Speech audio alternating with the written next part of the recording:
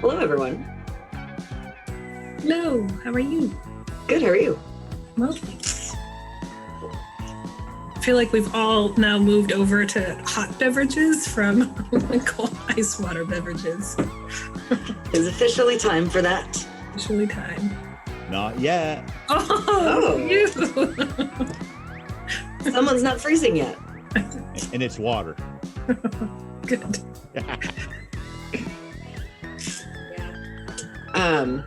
Jordan and I are trying to see if we can make it the whole month without turning our heat on, so Good luck with that one. it's not going great. That's No.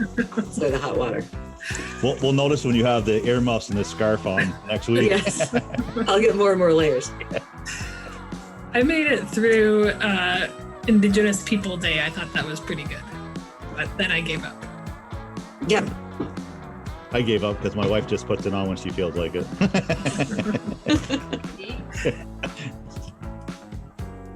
I did, my dog was like shivering one day, and I was like, maybe I should rethink this. It's been better since then, though.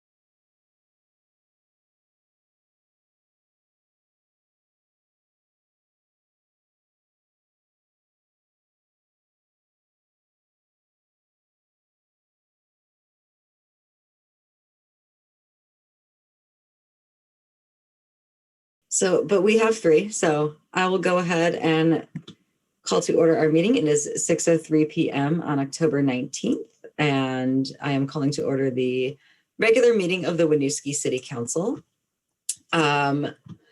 Please join us for the Pledge of Allegiance. May I invite Councilor Myers to lead us in that? Sure. I pledge allegiance to the flag of the United States of America and to the republic for which it stands, one nation, under God, indivisible, with liberty and justice for all. Thank you. So the first item, next item on the agenda is agenda review. Any questions or concerns about our order this evening? Looks like our presenters are rolling in. Welcome, Hal. Thank you. Good to be here. Yeah. Next is public comment. So this is a chance if somebody is here and would like to make a comment on anything that is not included on the agenda. Now would be your chance to do so. If you are here by Zoom, you can press the raise hand button.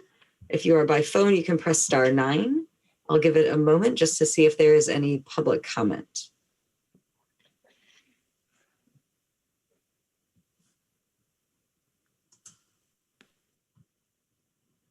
All right, so we will move to the consent agenda. We have our city council minutes from October 5th and 13th.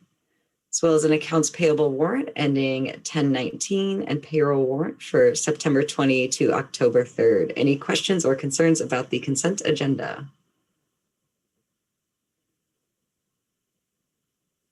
Jim. Oh. Do we need to separate these items? I believe Councilor Colston was not at the 8:13 meeting. Oh, yes. You missed 10/13. You're right. Okay. So could I have a motion to approve the council minutes of 10/5 and the payroll warrant, please? So moved. Second. Motion by Jim, second by Mike. All those in favor, please say aye. Aye. Aye. And then I will take a motion to approve the minutes of October 13. So moved. Second. Motion by Jim, second by Mike. All those in favor, please say aye. Aye. Those abstaining? Abstain. All right, motion carries. Thank you. Could I just clarify for the vote that the first vote was for both the AP and the payroll warrant? Yeah. Yes, thank you. Thank you. So moving to council reports. Jim, I'll start with you. Thanks, Mayor. I have nothing to report this time. Thank you. Mike? Yes, I have the Municipal Infrastructure Commission met on last Thursday, I believe. We went over the master plan review, which I emailed to all of you, so you guys can review it. As a whole, the commission felt that we were right in line with the direction of the master plan and in compliance of it. There were some goals that we've been meeting, some goals since it's only the first year into the master plan that we haven't really reached yet. And being the Municipal Infrastructure Commission, a lot of the daily activities that go towards this master plan are operational. So we really don't have a say in those sort of areas.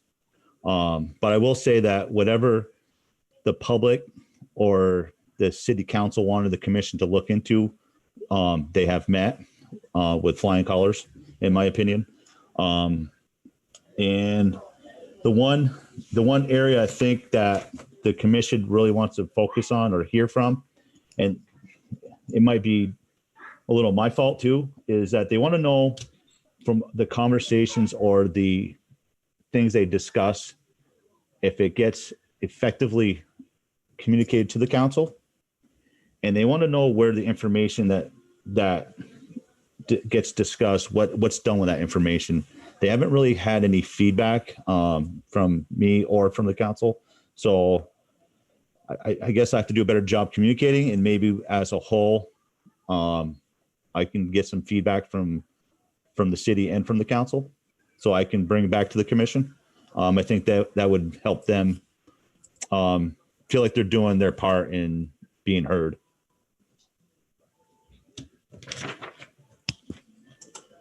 Thanks, Mike.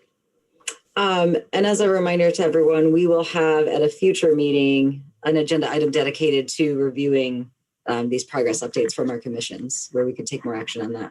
Actually, I got one more thing too. Can I? Sure. At this infrastructure meeting, it was pointed out to us that the V-Trans job is going to start of the summer of 21 of the rotary and the concrete replacement. After the summer that the downtown businesses have had, I want to make sure that we're sensitive to the downtown businesses and not being interruptive on when they make when they're busy or peak times are, because I think V-Trans is planning on doing this work at night. And if it's at night, I think most of those businesses downtown, I think that's their peak time of making income. And just, I want to see the city. And, I think John and Heather have talked. I just got a message from John with downtown, but I want to make sure we're sensitive on this because they can't go through another summer like they did last summer, because a lot of them may not make it. And I think it's our job to make sure we are adhering to that. Thanks, Mike. Hal, council reports. I have none at this time. Thanks. Thank you. So since our last meeting, both our city manager and myself attended I think it's the sound committee meeting for the airport. So to receive an update on the noise compatibility program, which had been accepted by the FAA. So the airport staff and consultant were presenting a draft of their implementation plan. So this is still in draft. We have shared this out or linked out to it. It's available on btvsound.com. And I know we have offered staff time to help confirm data around our housing and our households here in Winooski to make sure that that is accurate. I will say, on a good note, they are trying to, the plan does put forward more shares of houses every year in Winooski versus other towns because the impact is so much greater here. And so that is something that we are also hoping to help them push to the FAA to make sure that that happens. There should be an update. So the sound committee included, we were there were folks from South Burlington, Williston, various constituencies. And so this was a draft of the plan. We should be seeing another version of that, which we will share out formally with residents as well to keep track of where that is at. Public Works and Finance Commissions met since our last meeting. Our members of the Finance Commission focused on having a values discussion related to, when we talk about budgeting and city financing and aligning that to our values. We'll be moving into that sort of master plan checkup effort next.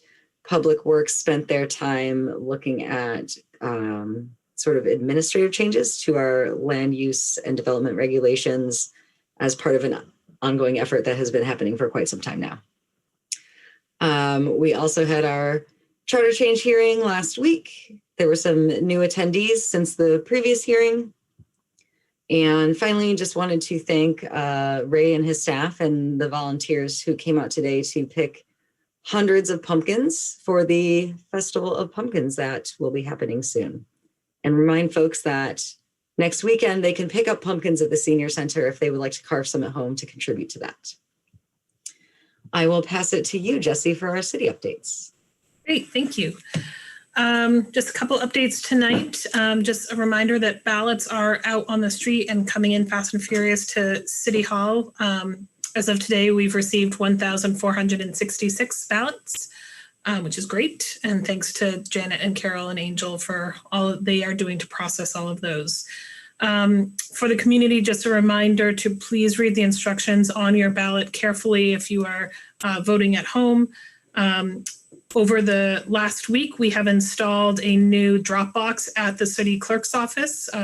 So folks can write at the Weaver Street entrance to City Hall. There's a little window box right under the City Hall sign where you can put right now your ballots, in the future property tax payments, water and sewer payments 24/7 every day, just walking by City Hall, and those go right into the city clerk's office. So they're very secure, and good job to Janet and Carol for getting that done quickly.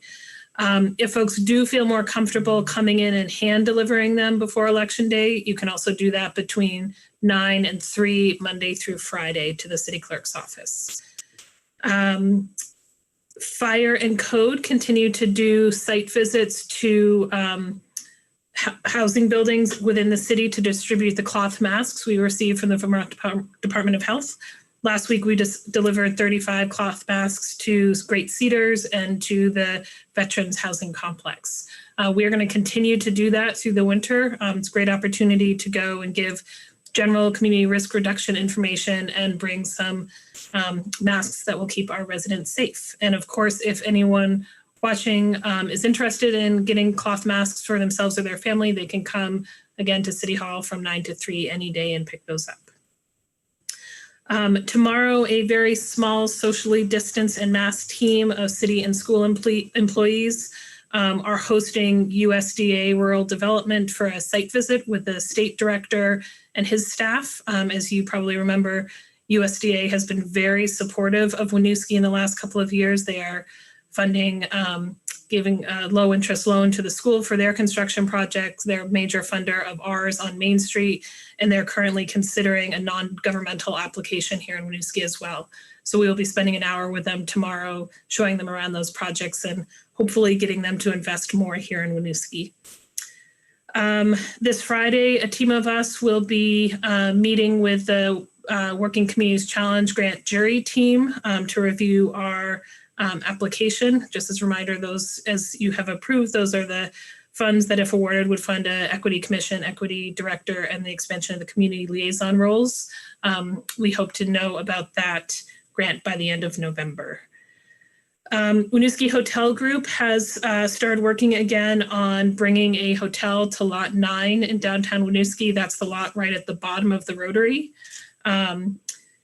Per our past practice, as he is looking to submit that Act 250 application, the Downtown Association, which is not downtown Winooski, but is the major property owners in the TIF district, had a meeting last week to review those plans.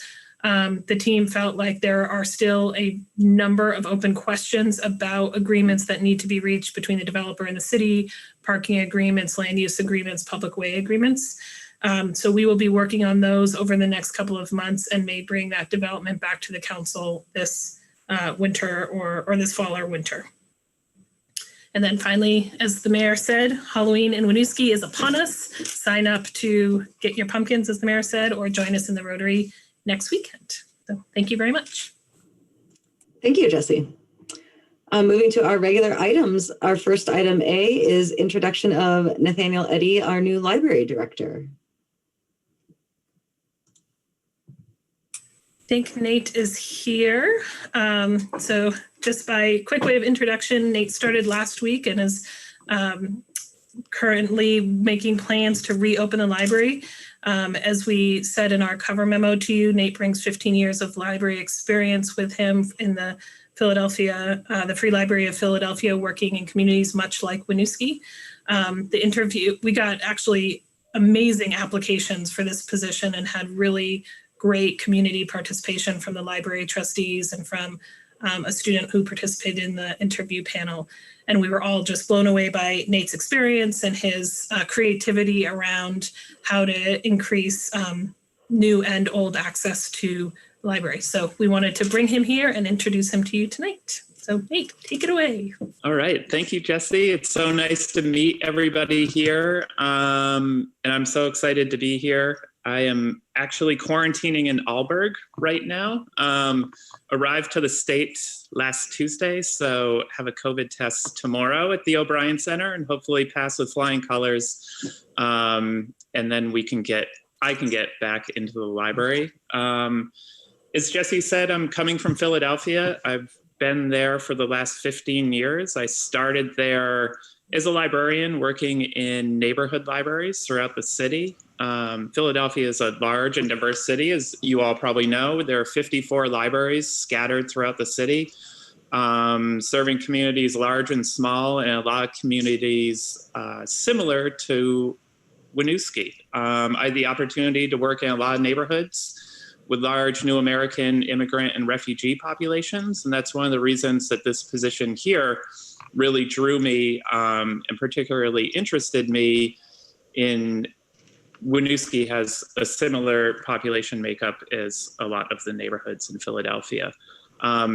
I worked in our neighborhood libraries for about 10 years. And then following that, I joined the Library Strategic Initiatives Department, which is a department more on the administrative side, largely tasked with developing and monitoring the goals of the library's strategic plan. We also did a lot of work around library data and all the data that the library collects, looking to that data to demonstrate impact to our various stakeholders, both internal and external. And within this position, I also had the opportunity to work a lot with our library staff in helping them to develop and support new and innovative ideas that they were interested in piloting at their neighborhood libraries. And if those ideas were successful, we looked to ways to scale those larger throughout the library system. Personally, I grew up in Rutland. That's where I'm from. I'm born and raised in Rutland, attended Rutland High School, went to UVM, lived for a time being in Winooski. And I'm just so excited to be back in the state, to be back in this community. And I can't wait to get started with work at the library. So thank you all. It's nice to meet you virtually. If you have any questions for me, I'm happy to answer those now, or you can always shoot me an email, or I will see you in person soon. Thank you, Nate. I appreciate you telling us about your background and what Sure. brings you to our town. Yeah, absolutely. Hal, you have a question? Yeah, I have a question. So Nate, welcome and glad to have you on board. I first landed in Philly in 1971 when I went to college.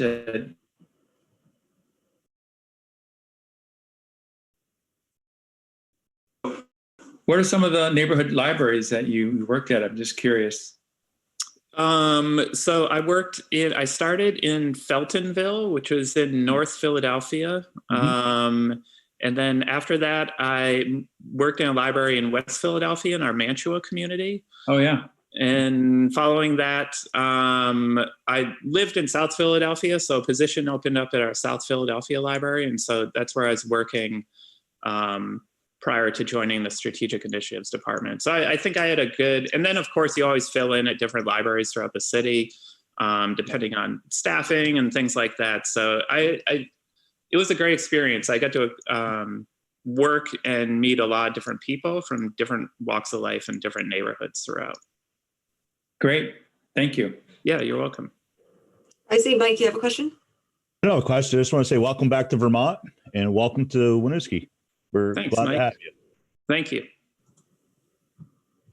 Well, I know a lot of our residents make use of our library, and we can use some strategic thinking there to help us make the most of it. So welcome aboard, and I hope to see you soon someday. As well. Thank you. All right, thank you. Thanks, Nate. You're welcome. So next on our item is our Chittenden County Regional Planning Commission's annual presentation. I believe we have Mr. Baker and Mr. O'Brien here today.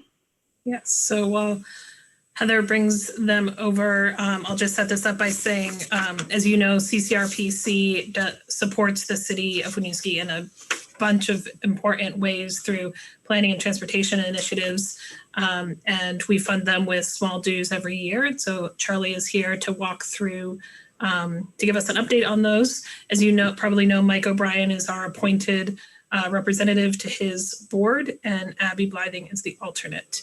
And just to be clear, no relation. Charlie Baker. Go for it. Excellent point. Thank you, Jesse. I would have forgotten to say that, but yes, no relation that we know of. So I think you had our annual report in your packet. And I'm not going to read the whole thing to you. You can be thankful for that. But this is also a customer service call for me and for us. We want to make sure that we are providing the services in the way that you expect. So I'll just do a quick review of the report. The first page is really background, kind of gives you some background about what the Regional Planning Commission is and our 29-member board. Our funding, as Jesse just mentioned, we do get municipal dues that covers about 5% or maybe 5 to 7% of our budget. The rest is federal and state dollars that we bring into Chittenden County and use to help our municipalities. And then it has your representatives, which Jesse just reviewed. And then you have a number of staff on other technical committees, which we really appreciate. And your representatives on all the committees are very active and thoughtful representatives of the city. So thank you for that. The second page is more specific Winooski activities, the impact fee, the transportation impact fee project we've been working on, the East Allen scoping study that we worked on with you last year. And then a number of things, water quality. I'm not going to review all these, but quite a few emergency or water quality items, brownfields work, and other technical assistance. And happy to take any feedback on any of those services or things coming up. I think the big thing coming up is finishing the phosphorus control plan, but also the Winooski parking inventory and management plan, which is kind of a big issue for Winooski. So glad that we're able to help there. But any feedback for us on the work that we've been doing with the city? Thanks for coming in today. And I know I hear great things from staff. I know I see a lot of value in the support that CCRPC provides us. You know, you've helped us, those projects you mentioned, getting towards our transportation master plan goals. And your organization also provides sort of a higher level regional viewpoint that we might miss here. And keeping that in mind is really important. I'm looking forward to seeing the outcomes of the parking study, to finalizing our, the impact fee recommendations and being able to continue moving forward. I also just wanted to call out a couple things for any residents we have watching at home who may not have reviewed this report, but your participation in the Refugee Immigrant Service Provider Network and Opioid Alliance is not something that comes to mind readily with sort of the broader area of work that usually CCRPC is focused on. There's energy planning happening. You mentioned the water quality work, overall transportation management for our region. I think the ability to have that sort of access to a regional viewpoint is just really important, and that a lot of folks don't see this work happening. So I wanted to make sure to call it out. Yeah, thank you very much. Yeah, and I think, sorry. No, go ahead. Yeah, I just as the end of the report does get into some of these regional activities, and you just mentioned some. Thank you for that. And two that I wanted to just kind of mention specifically, where we're, I think, trying to think about more of a regional view is the Building Homes Together campaign, and where we're trying to push more housing production and 20% of it being affordable. And just to kind of give you a quick update on that, I think we're 4 years into the 5-year campaign, so 80% of the way through that. We set a target of building 3,500 homes, and we're at like 3,200. So we built about 90% of the homes that we were targeting in the 80% of the time, which is good, right? Sounds good. But two issues that came out of that. One is that we're only at 13% affordable instead of the 20% target. So we know there's still a huge need. I know this is nothing new to you all. And then the second thing is, and this is kind of a bigger picture housing market issue, is that we were kind of hoping if we built 3,500 homes or 3,200 homes that we would start to really influence the vacancy rate, which has been really low, under 2% for a long time. And again, this is not new information. Like our housing market in Chittenden County is very tight. It's expensive. People can't find housing that's affordable here, so they end up driving long distances to find a house, and then they commute back to Chittenden County. And so even though we are getting close to that 3,500 number, the vacancy rate is just creeping up a little bit. I think we're over maybe 2.5% now. And really closer to 5% would be a healthy market. And so I just say that just to say, and I'm sure your residents feel like, oh my God, Winooski has been building so many housing units. So I haven't heard that personally, but I wouldn't be surprised if you hear that sometimes, because we hear it in other towns too. And I hate to say this, but it's not enough. We still need more housing units. So that was just one point I wanted to relay, that it was kind of a regional view, as the mayor was just alluding to. And the second thing, and this is much more, we're at a very early stage of trying to figure out how to be most helpful as a regional entity, is really on the racial equity work. That's obviously been a major conversation this year in lots of venues. We've had something in our regional plan since 2013 about this. It's one of our 8 key strategies to improve racial equity in our region. I would say that we have not been doing very much about that, except we have it as one of our strategies in our plan. And so we are really looking forward to figuring out how to advance those conversations and how to be helpful to our municipalities in achieving better results in that arena. So, and I think I just kind of opened that conversation to say, if you have thoughts about what would be most helpful for us to do, we are all ears. And I know Mike, who is our current chair, we should mention that.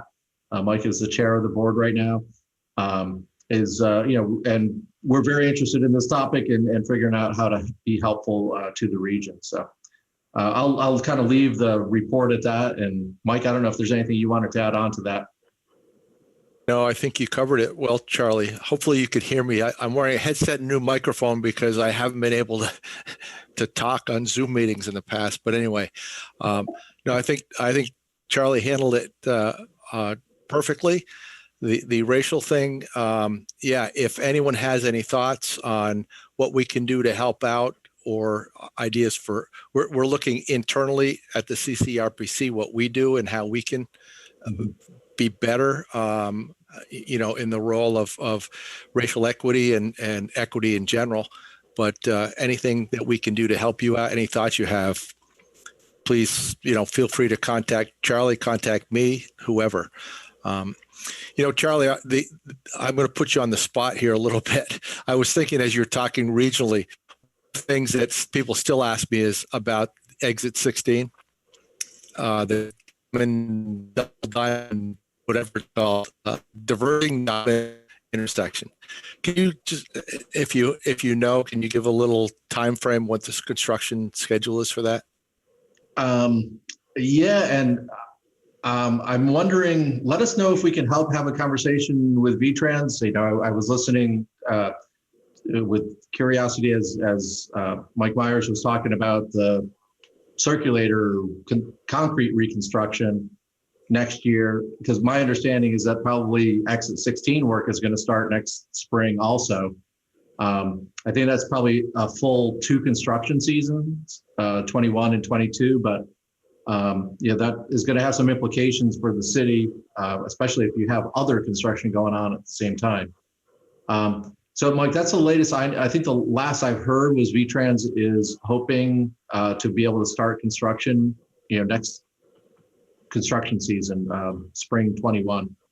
Yeah, and keep in mind that, as I recall, when that was approved, not only sidewalks going up, connecting with Shaw's and side where Costco is, but also signals all the way through Tigan Street. I'm not sure if it's going to go all the way down to the circle, but at least Tigan Street, coordinating that into the traffic signal up at the exit.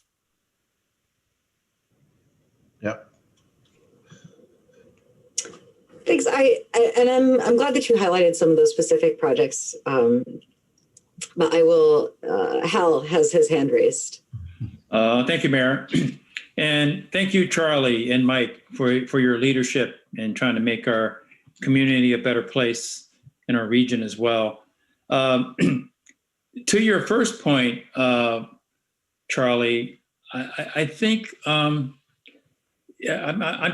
guess I'm just curious, what is your thoughts for trying to close that gap from 13% to increase it to 20% for affordable housing? Yeah, always a good question. And when we started the campaign, and I should really give more credit to Champlain Housing Trust and Housing Vermont, who were our partners in that campaign, who are our partners in that campaign.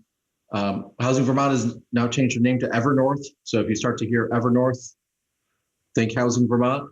But when I talk to those two organizations, and the reason I brought them up is because they build and maintain affordable housing units. Their response is almost always resource, money. And so when we started that whole campaign, we advocated for a housing bond. And that ended up getting supported by the incoming governor, Phil Scott at the time, and the legislature. We were asking for a $75 million bond. It turned into like a $35 million bond, but that made a significant difference. But pretty much all that money is allocated now, and it's all, so we're really kind of hoping that there is another housing bond considered by the legislature. So if you have a chance to have a hallway conversation about that, House, that would be awesome. And I wish there were some other answer than just money, because that's always, it seems like too easy of an answer or too hard of an answer. But right. They're really, and the real difficulty right now is that the construction costs have been going up crazy this year. So I guess I'm hopeful that the market for materials and things really settles down next year, and we can actually get more bang per buck in the affordable housing arena. But actually, they're kind of concerned, and we share the concern that the housing bond has been completely used up, and there will actually get even less than 13% affordable units going forward in the next few years. So. Great, thank you. And my other response to your question about how do you, as an organization, achieve racial equity or support racial equity in our community, my suggestion is to consider doing your internal work first. Yep. So looking out for there are a number of different organizations, consultants that can help with that, but you gotta look in the mirror first and like, okay, where am I with this? And how am I shifting my attitude, my behavior? How does that impact our policy and how are our practices? So that's my suggestion, is to look first inwardly as an organization, and then you can find ways to connect out in the greater community with your newfound understanding about how do we achieve racial equity.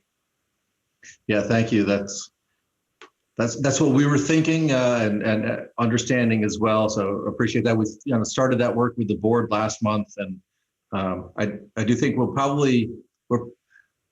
because it's I think we'll end up bringing on a partner and paying as a consulting team or network or however it works. But I think we are going to bring on a partner to work with, and actually I think sometime in the next few weeks there'll probably be an RFQ out on the street. So if you know anybody, and we've already started those conversations with a number of organizations. So and I think my hope is also that what we learn we can also share with our municipalities. We have some resources that particularly the smaller towns don't. So we're hoping to make progress, not just internally, but also with our members. So. Great, thank you. Thank you. Jim, I see your hand is raised. Thank you, Mayor, and thank you, Charlie and Mike, for this really informative list. It was great to read through and realize how much we're getting for $6,000. So thank you. And I'm very impressed with the work that CCRPC does for our community and for the region. And I'm glad that you provided a little extra update, and thanks to Councilor Colston for asking some more about the Building Homes Together program. That's the one that kind of jumped out at me as well. And one thing that we've been that's been coming up more often is the issue of single family homes or larger units, or more bedrooms per unit. And I looked through the data, the most recent report on the program. I didn't see a breakdown of how many bedrooms are being provided in general. I see it's largely weighted towards multifamily housing, which I understand why. I'm just curious if you've had any discussions as part of that program on that balance and mix between larger number of bedrooms per unit, single family housing versus multifamily housing, and kind of what the perception of need and meeting that need is for the Building Homes Together program. Yeah, that's interesting. We have not, you're right, we have not been tracking bedrooms per se. And yeah, if you looked at the numbers, you would have seen that the predominant type of new housing unit is multifamily attached housing, which are smaller, right? Those are probably mostly 1 and 2 bedroom units. And yes, so this is kind of off the cuff reaction, which may be proven wrong later, but part of, I think, what we were campaigning in response to was a few decades of largely suburban, rural, single-family housing development. And going back into the 70s, 80s, and 90s, like about 30 to 40% of our housing units were happening in the rural part of the county. And so one of the other parts you may be aware of in our plan is to have at least 80%. And we actually ramped that up this last couple of years to 90% of housing units happen where we have infrastructure and services like Winooski. And we've been at 86, 87% the last few years. But what does that mean? That does mean that they tend to be more multifamily if we're trying to get housing units in the urbanized area. So if I'm understanding your question, are you saying there's like what in Winooski, there's more of a demand for larger units with more bedrooms? Yeah, we've been hearing from some residents who say I can rent a house with 3 bedrooms, but if I want to purchase or access a bigger place, I have to leave Winooski to go somewhere else where those units are better supplied. So there's just been discussion, and I don't think that there's necessarily a clear need or shift articulated yet, but people are talking more about counting bedrooms as opposed to units, and starting to look at how we're splitting out how many bedrooms we're creating per unit. That's a good thought. I'll see if our data actually contains that, and maybe we could put a little more nuance on that. Because and like even we've been tracking demolitions also, right? Like in Essex, there was a pretty large apartment complex that got demolished for them to build a new apartment complex, and but even though the new one was, I'll say it was 200 units, it didn't add 200 units because they tore down 180, right? It only added 20. But we should be tracking the bedrooms too, because I don't know if they built 200 one bedroom, replacing 182 bedrooms. That's a big difference, right? Like, I'll see. I'm going to ask that question to see if our data has that. It's not anything we've reported out or that I've asked before. So that's a good question. Yeah, thank you so much. Hey, Jim, excuse me. Were you asking about single family homes versus multifamily as well? Was that part of your question? No, because I see we call them single family or multifamily, but doesn't imply the number of bedrooms. And I see the split is largely weighted towards multifamily, and for the reasons that Charlie outlined, that makes a lot of sense. But my presumption is that many of those are lower bedroom count units. And so I was just kind of curious mostly about how many bedrooms are going in per unit, not so much as a question of how much should we be building more single family standalone houses. I think I'm assuming is driven by the decisions that have been made already. Mm-hmm. Well, I bring that up because I know on the Planning Commission, we talk a lot about, do we need to do something to get more single family homes in the city, convert old homes that were cut up into apartments back to single family. And it's a tough balance. And when you come to new construction, it's difficult because of the cost of construction, to get new single family affordable homes, between the land cost and the building costs, it's very difficult. Thanks. Thanks, Mike. Christine, can I jump in for just a quick moment while we have your attention on this issue? I think going back to Hal's question to Charlie about what's needed, absolutely resources are needed. I think it is beyond just bonds. I think we also have to be looking at state permitting policies. We have to be looking at who has access to new market tax credits or low income tax credits. As you all know, we've had a lot of success in Winooski in the last couple of years getting access to low income tax credits through Summit, a private developer.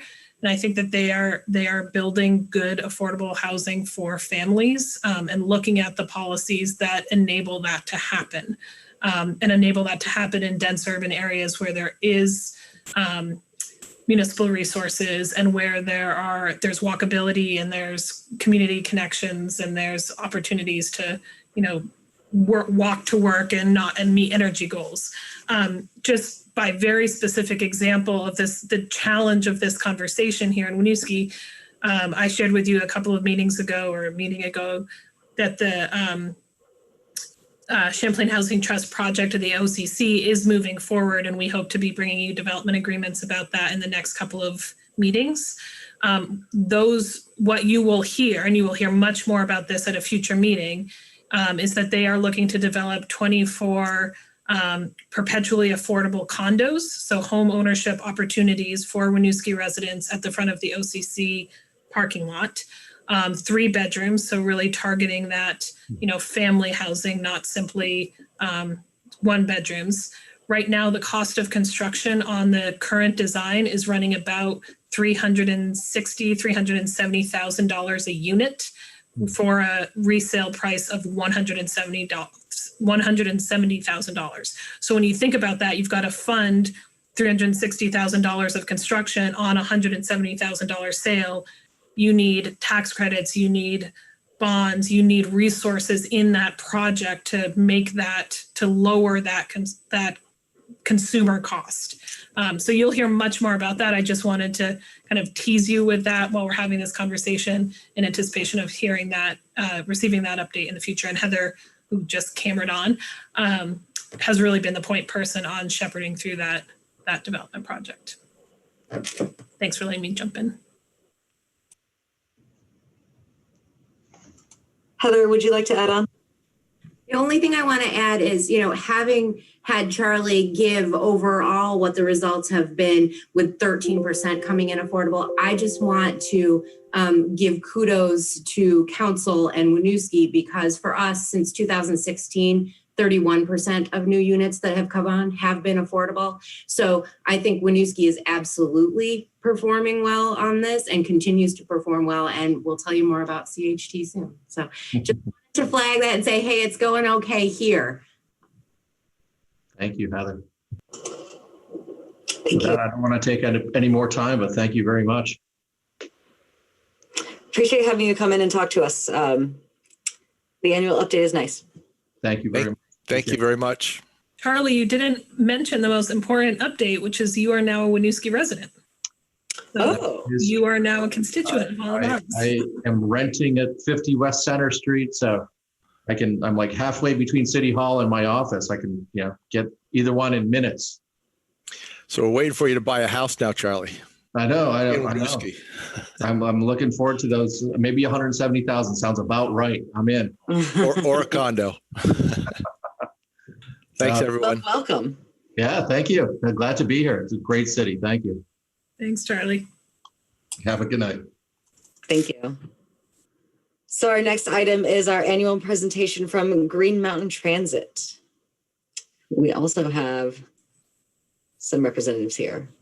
Yes, and as Heather is bringing them over, as you know, Green Mountain Transit provides our public transportation service throughout the city. We fund them annually through an appropriation as well.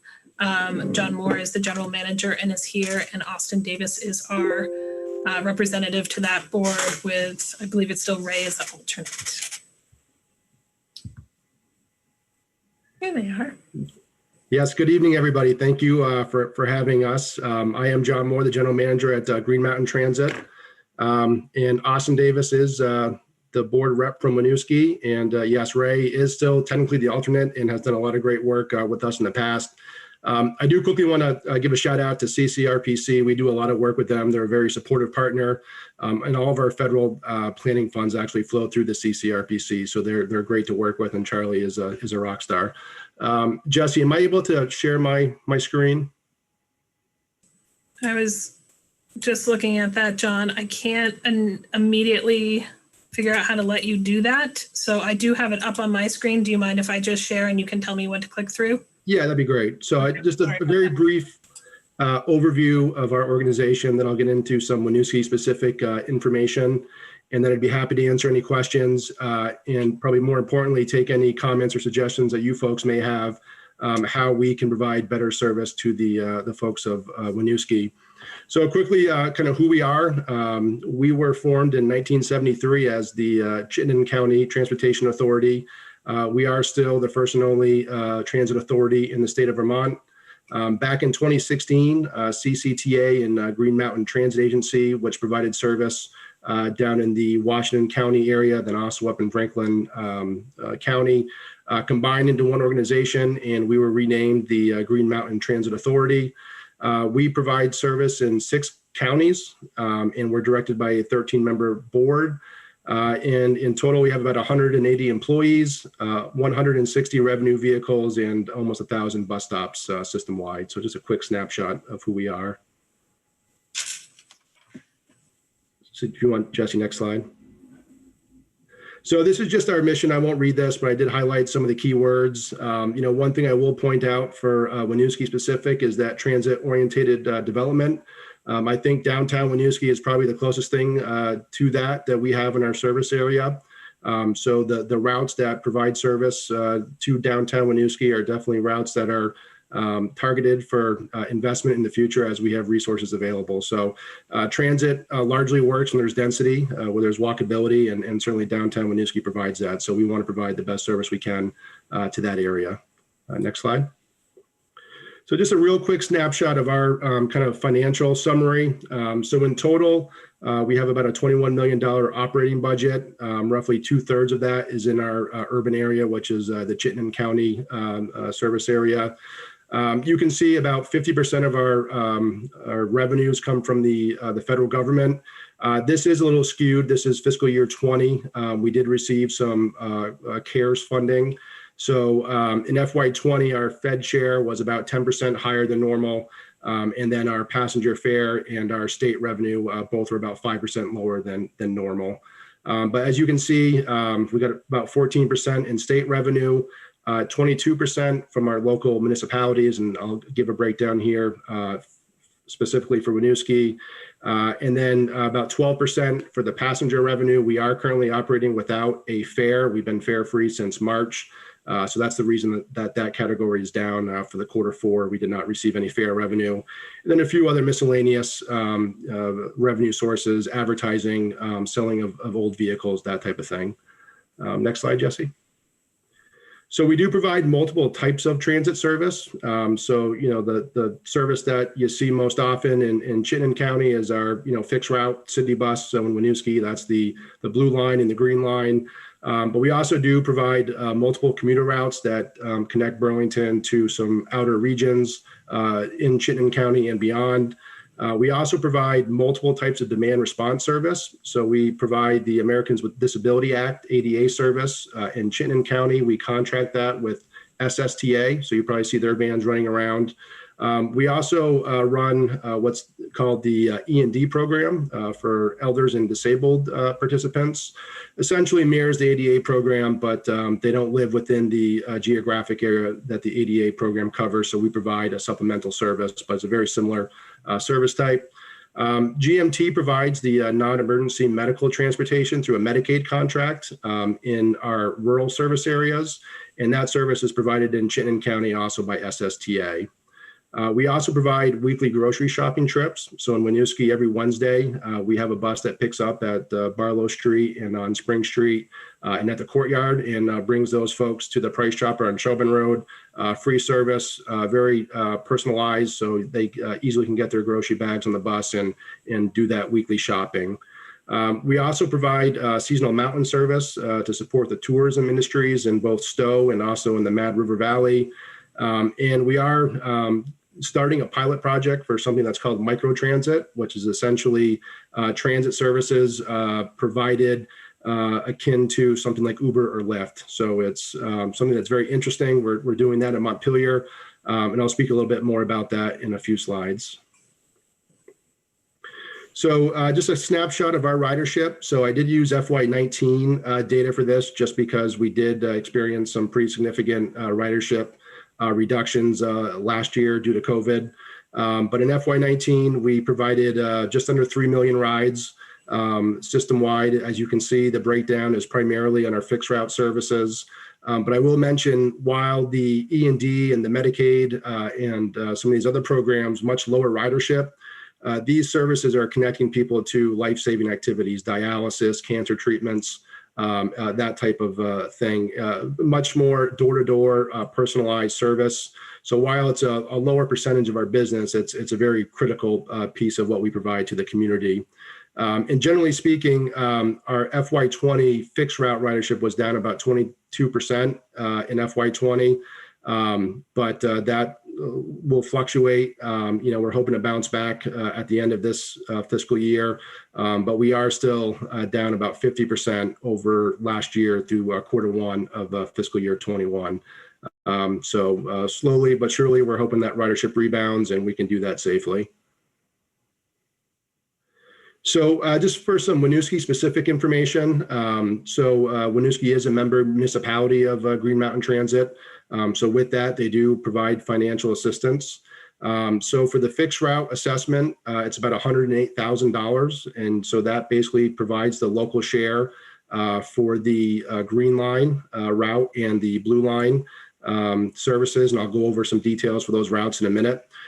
Typically, we do assess a 3 to 4% annual increase. In FY20, largely due to some of those federal funds that we received, we were able to flatline the FY20 assessment for all of our member municipalities.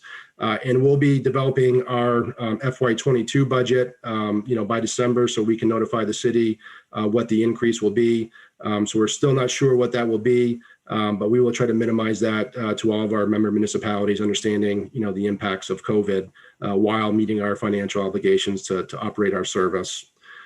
In addition to the fixed rate assessment, there's also an ADA assessment. So again, that's a service that we contract with SSTA, and essentially the federal regulations require a 3/4 of a mile buffer zone around any fixed route service.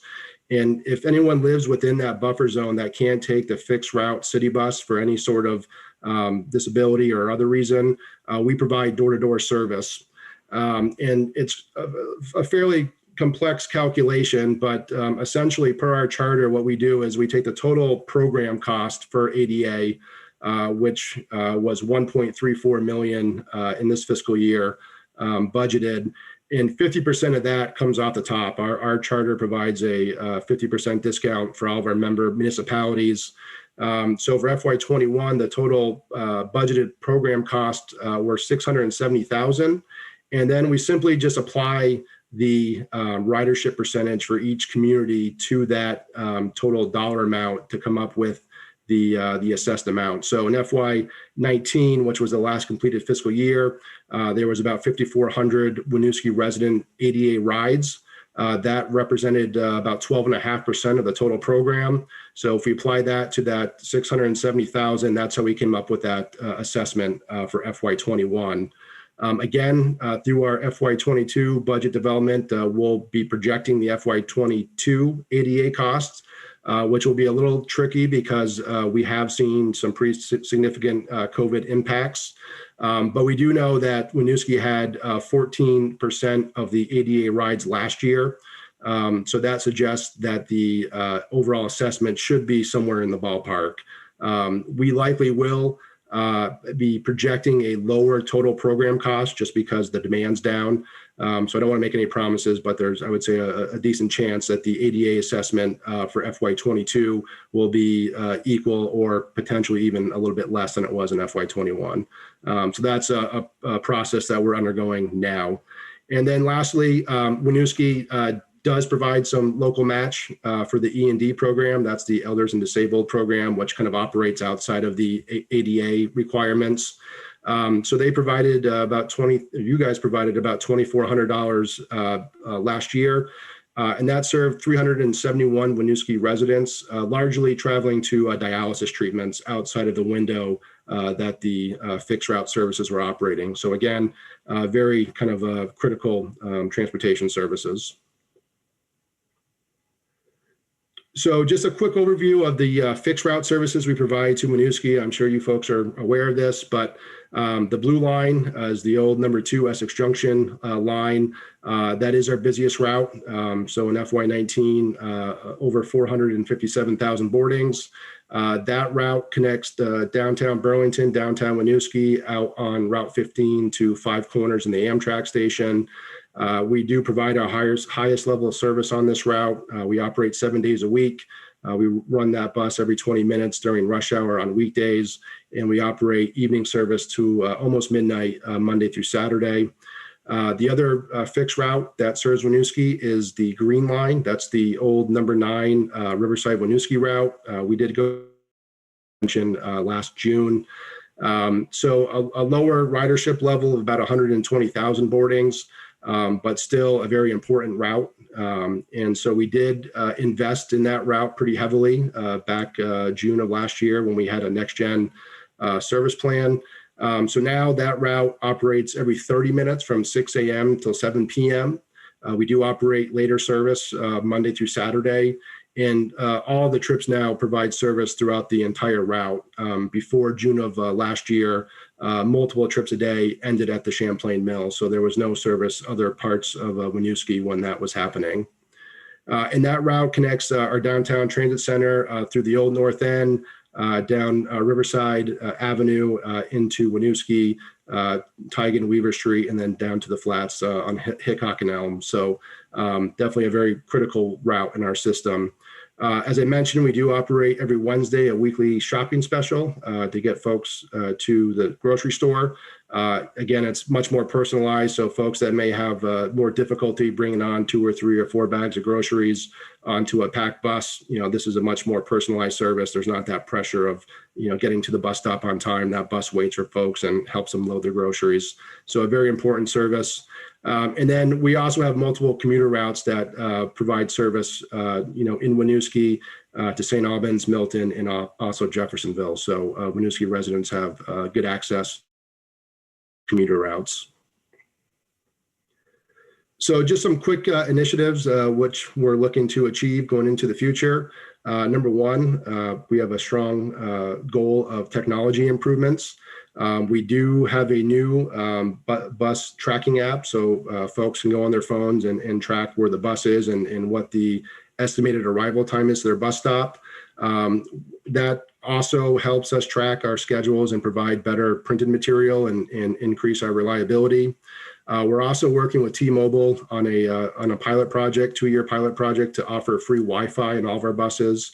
So we're hoping that's rolled out sometime at the start of the calendar year.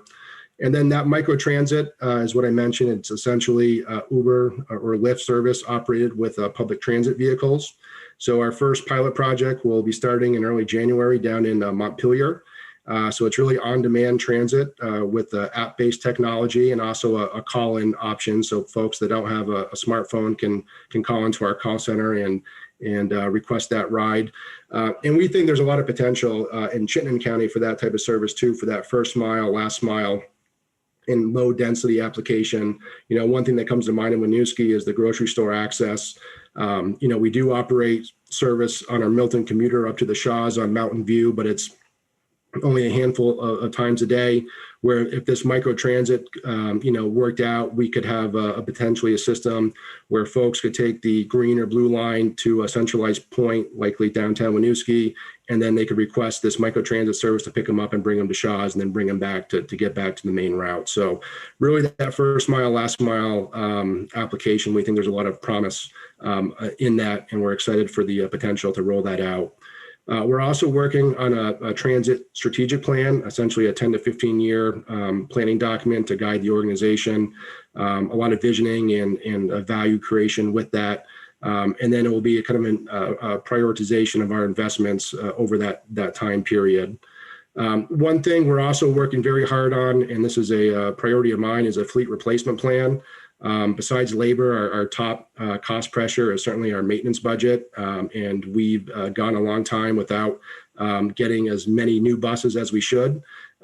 So I've put a strong emphasis on trying to catch us up to speed. And so we've had 17 new buses since 2017 and 5 more on order.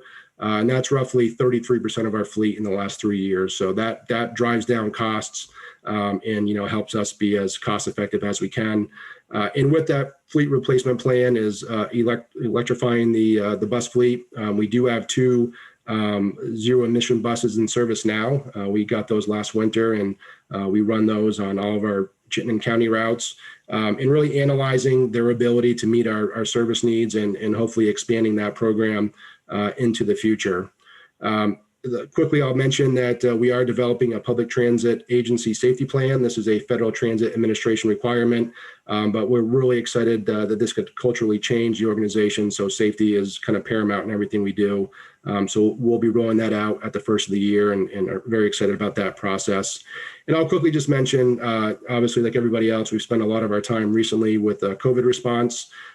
We are currently operating fare-free service on all of our buses. We do have a face mask requirement, rear door boarding. We have hand sanitizer on board all of our buses. But one thing that our board, has spent a lot of time discussing is the continuation of that zero fare service that was kind of on the radar prior to COVID. So that will be something that we continue to discuss and see if there are ways that we can potentially operate all of our services fare free into the future without having to reduce any service. So there may be more to come on that point. So that's kind of where we're at. And, I'm happy to answer any questions and take any suggestions or comments from you folks. Thank you for joining us today, and welcome to your new role. Thank you. Appreciate the presentation. I am going to pass it to Hal. I see his hand is raised. Thank you, Mayor. And thanks, John, for the presentation. I have a couple of questions. In terms of the micro transit program, which I think is really interesting, given that Winooski is the most diverse city in northern New England, how might you connect with our new American community of this service? And if it's successful, how might that, challenge your thinking about expanding it in terms of smaller buses, more on-demand service, making it more convenient and hopefully usable for Vermonters? Yeah, no, great questions, Hal. So to your first question, I think the key of this microtransit in Montpelier and anywhere we roll it out is really community buy-in. I think what we've learned in Montpelier is that the stakeholder engagement is critical for the success of these new programs. I think there's certainly some apprehension from current riders of having to go to an on-demand model, while there's a high excitement for maybe non-passengers who think it's the greatest thing since transportation. So really balancing those things and making sure there's a key connection with the local stakeholders. So I think in Winooski, any of the stakeholders we can outreach to and work with, I think would be critical to make that successful. In terms of the on-demand transit, this is something that VTrans strongly supports, at least the pilot project, with the understanding that running a 40-foot bus, to meet demand is not always the appropriate way to meet that demand. So In Montpelier, even where there was, a decent amount of ridership, we had a route that was basically riding around and not picking anybody up. It was not a good use of resources. So this, can really provide that potential of matching supply to demand. And if there's, peaks in ridership, we can very easily adjust our staffing and meet that. And then it does allow for the potential of smaller buses, which again is better for the environment. It's better for our budget. They're usually cheaper to operate, and just less less problems in the community in a lot of ways. So again, a 40-foot bus is not the solution to every transportation problem. I think microtransit is kind of an awareness of that. Great, thank you.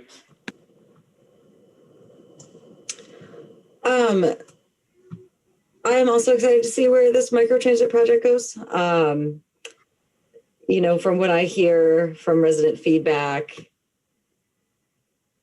I've specifically had quite a few folks tell me they don't ride the bus because they can't rely on it to make it to work on time. And so having a public transportation service that they can feel more secure in making it to their job site on time is one of the more critical needs that I hear. And one of the things that is maybe a deterrent from use.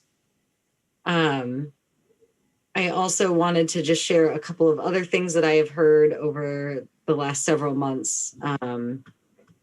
You mentioned Shaw's. This is something that comes up over and over and over again, why the bus line doesn't go up from Tigan to at least Shaw's or somewhere up at that spot in that area, not just for grocery access, but there are folks who've also mentioned to me that they see this as an employment opportunity. There's quite a few businesses on Water Tower Hill. There's the bowling alley, Costco. So I would urge you to consider an extension of the actual fixed route to include that stop on a more regular basis. The other piece of information that I wanted to share is I have heard from students that they would like to. They often ride the bus home from the Winooski School District. The Green Line, right? I think goes on that. The Green Line. And would it be possible to run a reverse route once each school morning for them to use it, to get to school in the mornings as well? So these are just some things that I would like to share with you as you consider changes to routes. Yeah, and those are all things we hear, on a fairly regular basis. And I know Austin brought up the school transportation. I think it would be difficult to reverse one trip directionally, but there's always options of, adding another trip in the morning. We'd have to identify some resources, but we're happy to look at all options. And, we understand, especially public school transportation, how critical that is. So looking at options, we can see what we can come up with. Thank you. Are there other questions from council?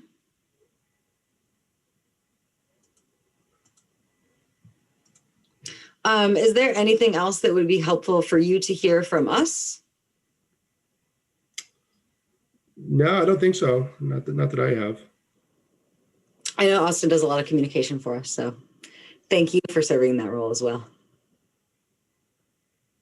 Well, thank you for joining us this evening and appreciate the time. You got it. Thank you so much. Thank you, John. All right, this moves us to item D, which will be annual presentation from the Winooski Valley Parks District. Ray, do you want to introduce this one? Yeah, sure. And can everybody hear me okay? Great. Definitely happy to be here to introduce my colleagues here from Winooski Valley Park District. We have spent a lot of quality time together over the last year plus working on our parks plan.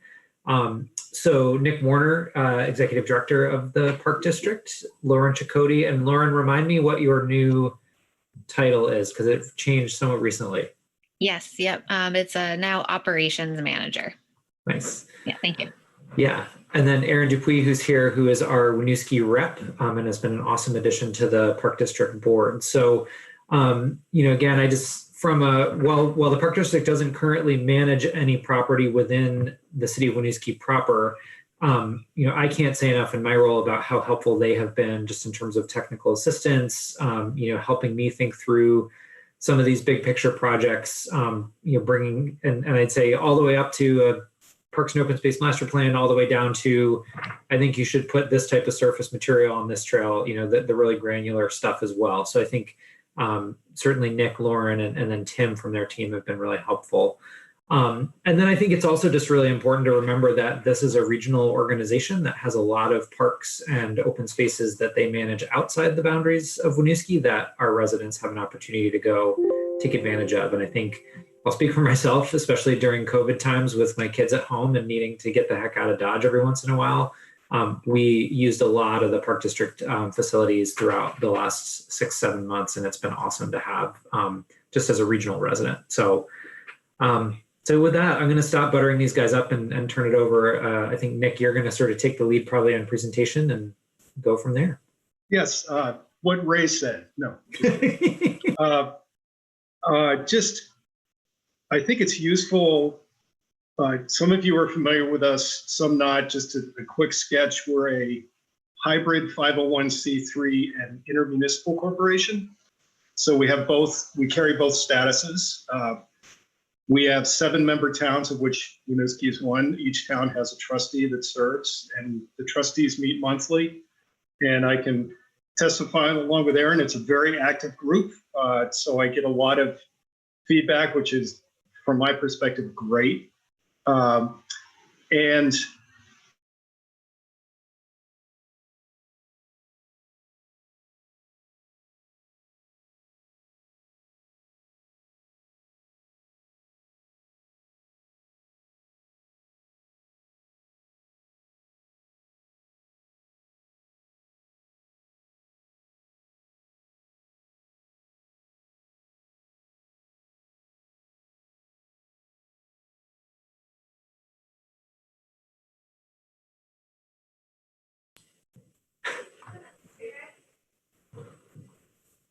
I was just going to ask if might Lauren wish to jump in? Sure. Yeah, I wasn't sure if he had totally froze on everybody's screens because that was kind of happening with a few other presenters. They're just kind of glitched out. So hopefully Nick will be able to join back in. But as he was saying, we're a regional organization. We have great representation from all of our member towns now through our board they're very active, providing lots of feedback. As he mentioned, we meet monthly, which is great because it's constant feedback for us to get information on town's perspective and how to keep going. We manage 18 parks and natural areas throughout our 7-member communities. It's just under 1,800 acres of land that we now manage. It's a roughly 27 miles of trails, I believe, and about 13 miles of shoreline along the Winooski River. Most of our parks are located right along the river, including like the Ethan Allen Homestead, which is just kind of upriver from Winooski here in the Intervale, along with McCrae Farm Park that is actually is pretty close to Winooski as well. And then we also manage Colchester Pond, out in Colchester, and Old Mill Park in Jericho. So I'm sure that those are hopefully places that people have visited. In addition to managing those, we have done education programs in the past, including working with JFK Elementary in Winooski, providing kind of supplementary environmental education to 2nd grade and 4th grade classes. We also ran up until this year, ran a summer camp program for youth in the community. So it looks like Nick is coming back on. it's called loss of internet. Sorry about that. No. Lauren, what did you tell them? I just kind of gave them a little bit more of a rundown of how many parks we manage and acreage and programs? Okay, and I'll keep this short because I've already used a lot of time offline. But I just, what I was going to say, it's been very instructive how we've all responded to COVID, and just quick overview of our experience in that. At first, we didn't know it was even safe to go to our parks. So the first couple of weeks we're working very closely to find out if you touch a post, you're going to get sick. I don't know if you remember those days. Then we decided to keep all the parks open, and then we got slammed with people. And we realized that our number one job this year was to be a good host. We had already made a very well-considered decision before COVID hit that we were going to phase out our direct programming, and Lauren might have touched on that. She probably spoke about the camp that we used to run. It was a decision that in the end that I made. It was based on the fact that we needed to do a better job of our core roles and work with other organizations and bring them in to provide that programming. And we renovated a room in order to do that. And there's going to be a punchline associated with that in a minute. Then COVID hit. We were actually kind of happy that we'd already made that decision because we were not responsible for canceling programs. But we found ourselves not knowing what our future was. We decided not to hire seasonals. So our park superintendent and Tim Larned and Remy, his assistant, have basically done the work of 5 people this summer without complaint. We've all pitched in. We're all picking trash. We're all doing trail work. And I discovered an incredibly supportive network of agencies, nonprofits, trail organizations across the board in Vermont. We all connected pretty early. As a result, we were able to get some resources through VHCV and hire a consultant to help us survive the COVID thing. A big part of our income is through leasing. We have 2 major tenants. The consultant was able to get paycheck protection for the museum, the Ethan Allen Museum, and able to get assistance for the daycare center that operates, or preschool that operates there. Preschool was getting slammed as well. So we offered what used to be my office as another program space, and they immediately said yes. So we spent a lot of energy and time and getting special permission from Burlington City Council to change the zoning to allow them to expand. So then they're now up to 33 kids a day. We were able to reprogram some of our small grants into operational income. And along the way, we're still developing our new park at Dearway Cove on the mouth of Winooski. We're still working with the city of Williston, town of Williston, on a new park. It's called the Jacob Parcel. I'm doing all the pre-development legal work around the easement with that. And we are still plowing forward in incrementally growing our park system. We got another donation of 10 acres to add to Colchester Pond. And all of these, all the associated work that goes with putting protective mechanisms on those. In terms of our work with Winooski, we really have developed this symbiotic relationship, which is really interesting. Lauren just worked directly on the parks management plan. Ray and I have been working together over the last 6 years on a number of things, the canoe launches. We have had conversations about next steps. Does the park district become an owner manager of Cassavant or Memorial? Does that make sense for the city? We don't have those answers yet, but we put ourselves out there very clearly saying that we feel that we should be more directly involved in taking the load off natural area management for the city of Winooski.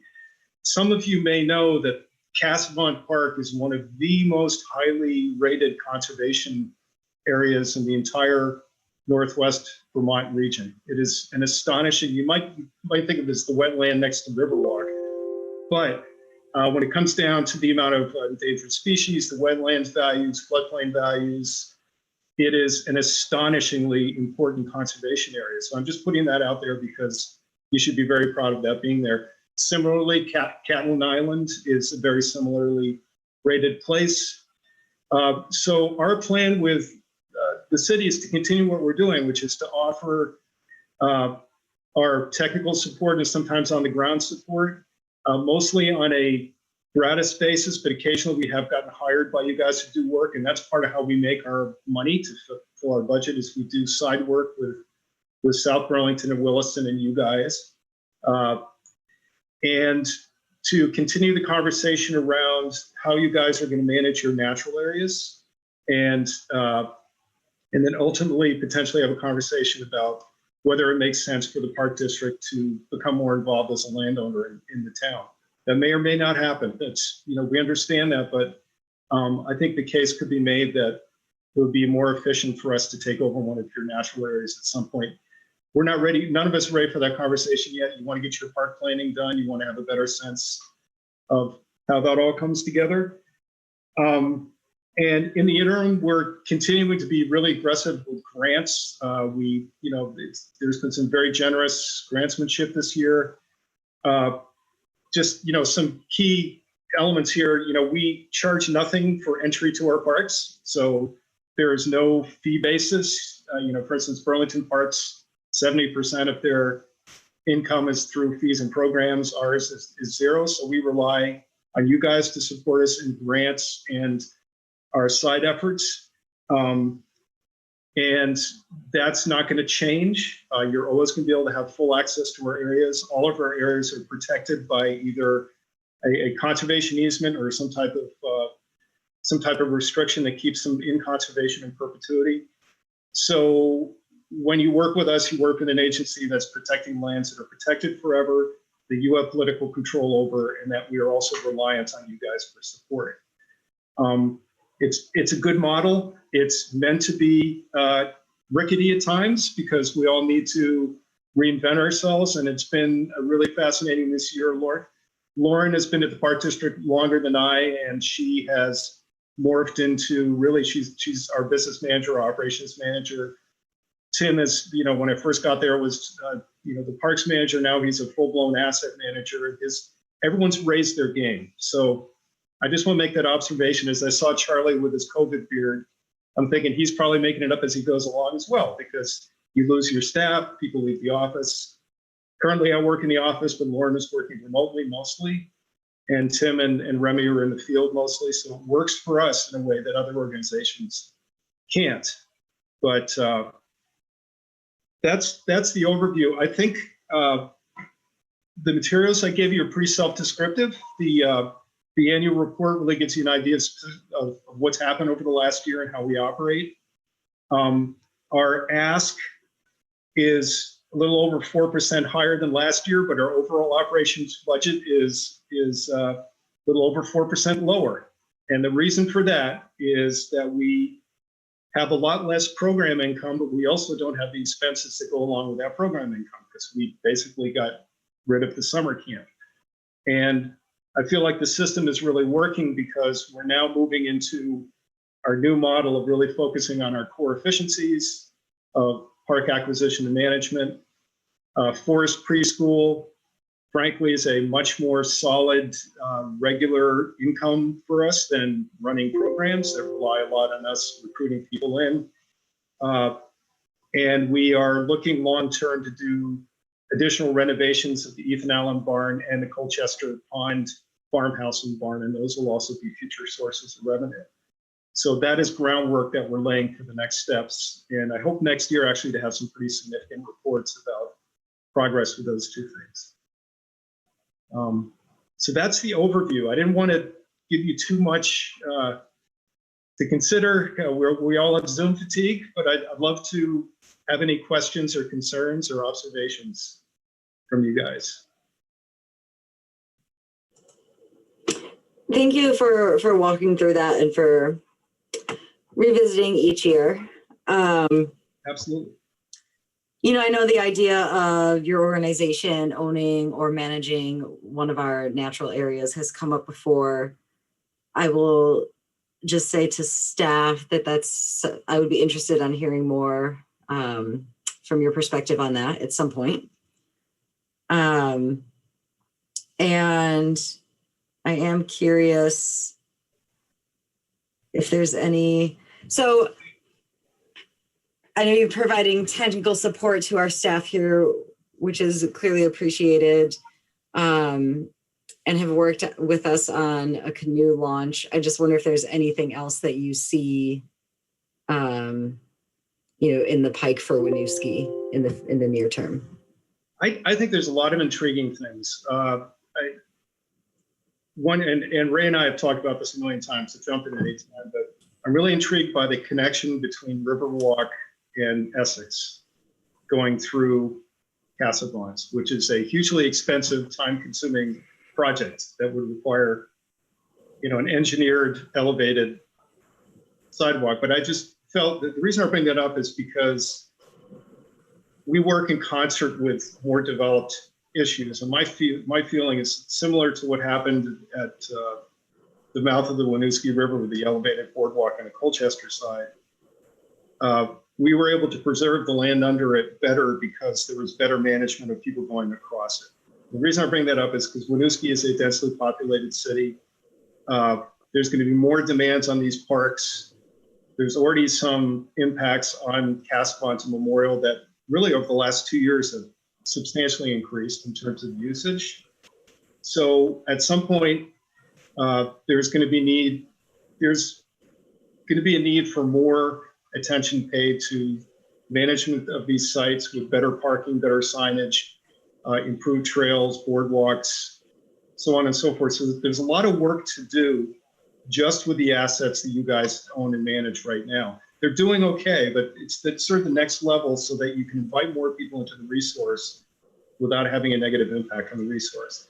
So I look at Casablanca and the potential of a new canoe launch and Memorial as being really the three main things that we could be helpful with, and the stewardship of those, and frankly, all the legal and planning work that goes along with it. The natural resource inventory, working with a third-party nonprofit on a potential conservation easement if that's seen appropriate by the city.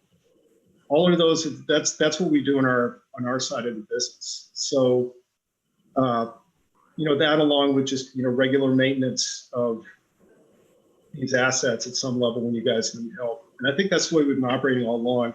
I see Ray nodding. I mean, and to be clear, the staff has been very cognizant, very proper in their approach in talking to us about, whether the park district becomes a landowner. And it's just, the time's not now because you guys really needed to look at your recreation and park assets and have done that study with Omni. And I know it's still ongoing and being tweaked, but we knew that was part of the process. And meanwhile, it hasn't stopped us from being, a good partner with the city in other areas. Yeah, I would echo that too, Christine. Just, I think a lot of the things Nick said there, from certainly those long shot, Riverwalk connection type projects, which, I think obviously are the far end of the possible spectrum for things that we will accomplish. But, again, some of those more current short-term, getting natural resources in inventory in our more sensitive areas so we know what we're kind of working with and supporting down there in Casablanca and Memorial. I think, one thing for us is that we don't have the expertise on staff around techniques for trail maintenance, especially in sensitive areas that are, traveling through wetlands, getting near to riverbanks. I think that's an area where Tim's expertise in that sort of field has been really huge for us. And he's even been able to sort of bring in a game plan for us that we can then turn around and use volunteer kind of labor to implement. So I think those kind of short-term examples are really helpful, examples of current work, but I think work that will need to continue. And I think to Nick's point, I think use of local recreational resources is not going to let up anytime soon. I think for better or for worse, COVID has really driven folks to recreate closer to home. And I think folks have really discovered our parks, which is great. That's what they are there for. But, more boots on those trails means more impact and more work to do to kind of keep them in good shape and keep those parks, around and ready for generations. So I definitely think we've got plenty of short-term work too. And, again, like Nick said, as we kind of move through this parks plan, I think looking at what some of the priorities that ultimately come out the other side are, I think there's definitely some places where Park District will be a huge partner in the work. Thank you. Yeah.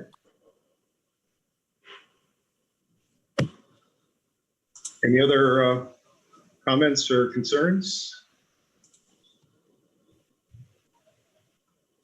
Not seeing any other raised hands from counselors. I think the elephant here is the funding request. And that we did increase a little bit last year. I am not sure where we are at in budgeting. So I will just share, Nick, with you and your staff. We did have a goal setting meeting recently, and council decided that we wanted staff to present a budget that provided basically level services.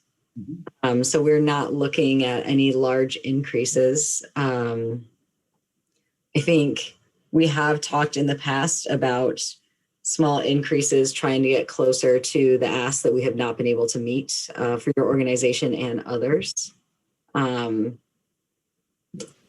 So this is the right time to bring us that information as staff is working on that budget is where I would go with that.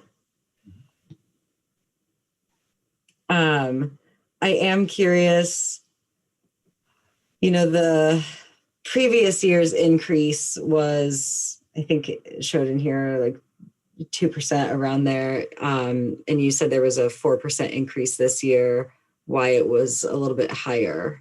You mentioned programming, but I didn't quite track. Okay, we last year we made a fair amount of money through our 8-week fully subscribed summer camp program, and at the same time we realized a lot of expenses for our seasonal help that supported that program. But it was a good moneymaker for us. But the wear and tear on our people and our facilities and our ability to develop and acquire new parklands was being dinged a little bit. So we made a very difficult decision around that. The other reason is, frankly, things cost more. Insurance is costing us more. Materials are costing us more.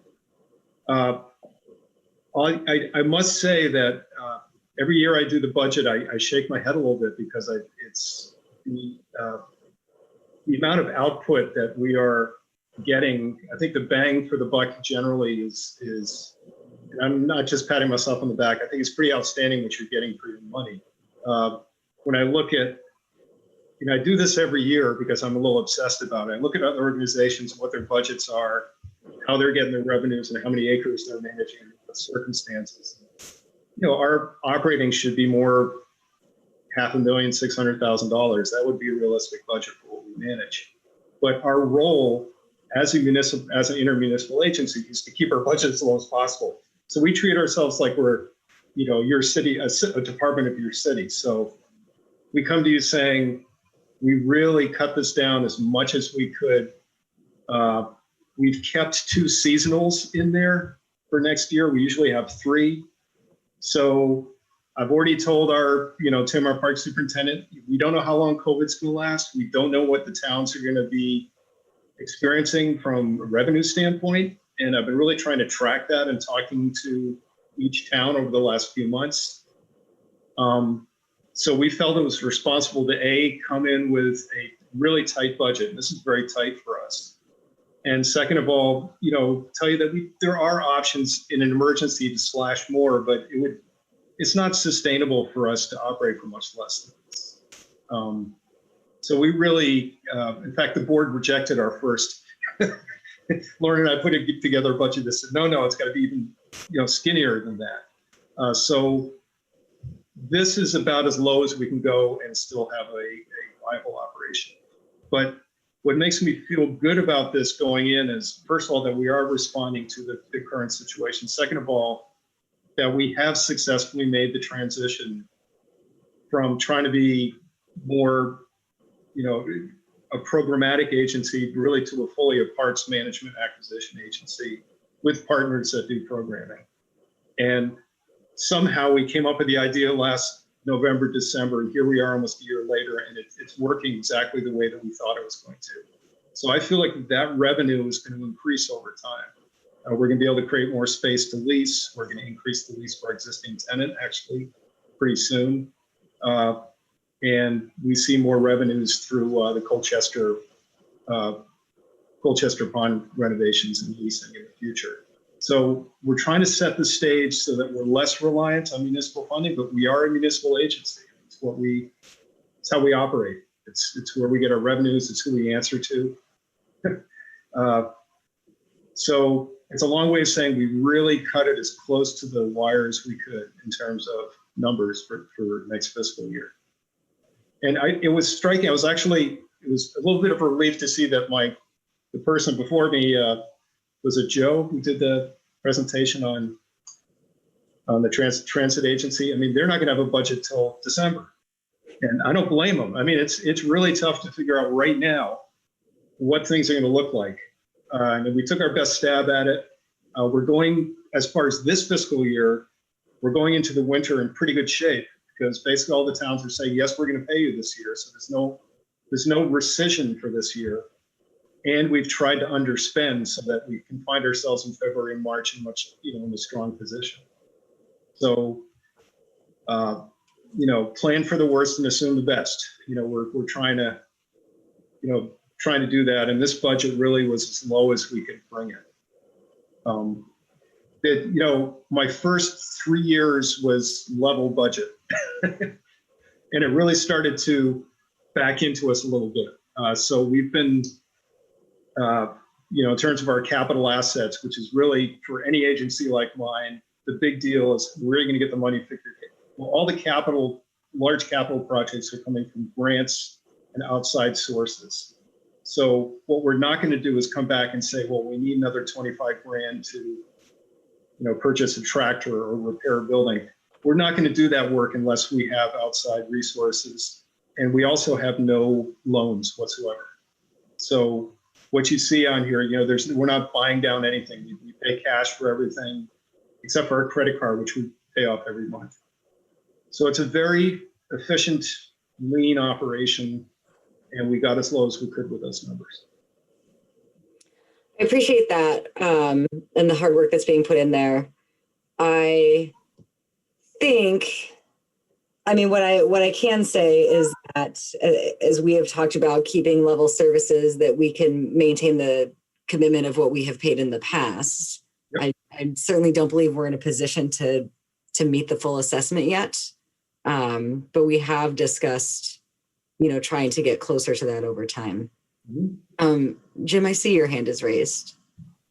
Thank you, Mayor. And thank you, Nick, for providing a lot of kind of background on where these numbers come from. And I share the mayor's concern with trying to meet that full assessment. It seems like a big lift for this year, but I also hope that we as a council can continue that upward trend so that we're paying at least a higher proportion of our fair share over time for these resources that, your park district is the namesake of our city and our river. And I know that the work that's being done on all these properties are to the benefit of our residents, and that this is an endeavor that I hope that we can find a way to support as much as we can. So I hope that we can keep and continue to increase in whatever way we can the allocation to keep this organization going.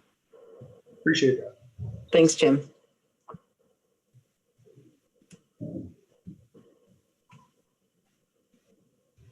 Any other thoughts or questions?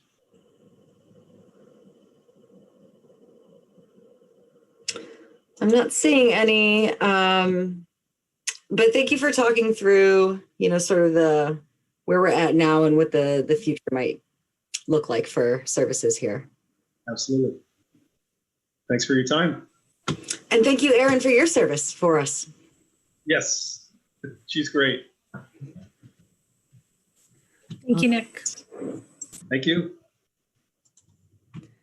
So this brings us to our final item on the agenda. This is up for approval. It is a grant from Center for Tech and Civic Life Award for elections. Oh, Janet, you're muted.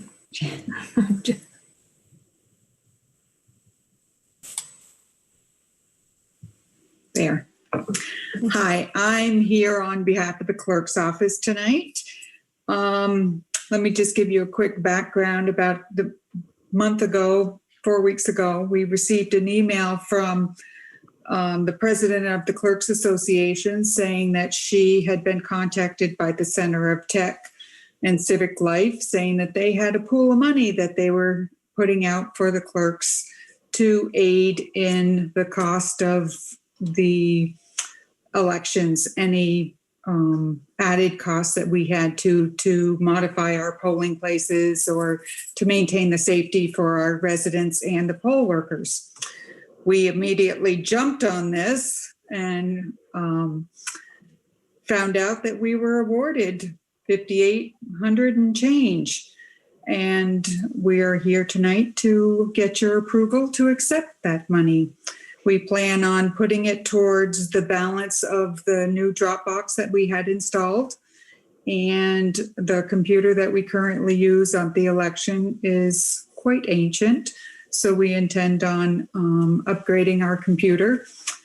And the balance will probably go to the sign that we're going to put on the building saying that the Dropbox is there. Thank you, Janet. You're welcome. Thanks to you and all staff for continuing to look for outside sources of funding for these sort of capital improvements. I was excited to read about this. Wasn't on my radar. I'm glad that we're able to provide better, better, safer way for people to get their ballot things to us, given the situation. Any questions, concerns from council? All right. Would someone like to move to approve this grant? So moved. Second. Motion by Mike, second by Hal. All those in favor, please say aye. Aye. Aye. Motion carries. Thanks, Janet. Please collect that money. Yeah. We will. All right. So this brings us to the end of our meeting. Can I have a motion to adjourn? So So moved. moved. Second. Motion by Mike, second by Jim. All those in favor, please say aye. Aye. Aye. Aye. Motion carries. The evening is adjourned. Thank you, everyone. Good night, everybody. Thank you. Thanks, everybody.